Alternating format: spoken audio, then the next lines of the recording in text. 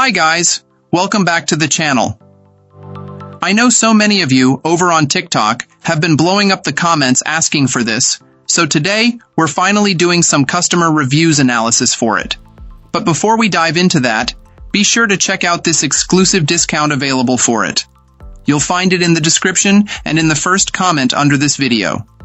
Now, let's not waste any more time and jump right into the details. So my trusty old ThinkPad finally kicked the bucket after a good run. It was time for a replacement, something decent for basic tasks I didn't want cluttering up my main machine. This laptop seemed like a reasonable choice. Let's talk keyboard. ThinkPads are legendary for their keyboards, and while this one doesn't quite reach those heights, it's pretty good. I'm a pretty fast typist, and I found it comfortable enough for extended use. The screen is okay, but the resolution is a bit underwhelming for a 15-inch display. Let's be clear, this isn't a machine for gaming or intensive photo and video editing. It's perfectly fine for everyday tasks though.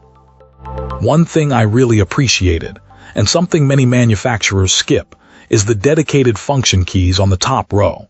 However, out of the box, it's set up so you need to press the FN key to use the standard function keys. This is a real nuisance if you use a lot of keyboard shortcuts or software that relies on them.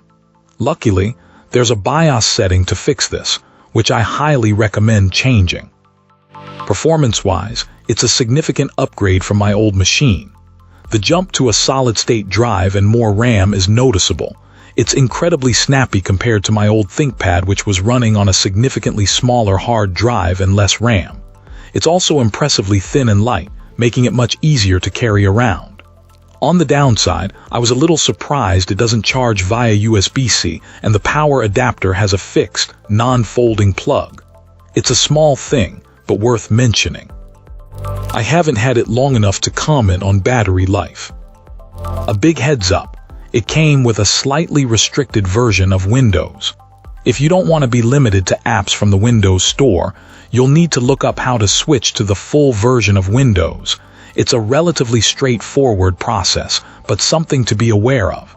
I would have been pretty frustrated if I hadn't been able to switch back.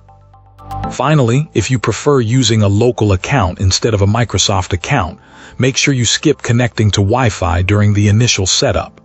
The system only allows you to create a local account if it's not connected to a network. You can always connect to the internet later. Overall, it's a solid, functional laptop for everyday use, but keep those few minor points in mind.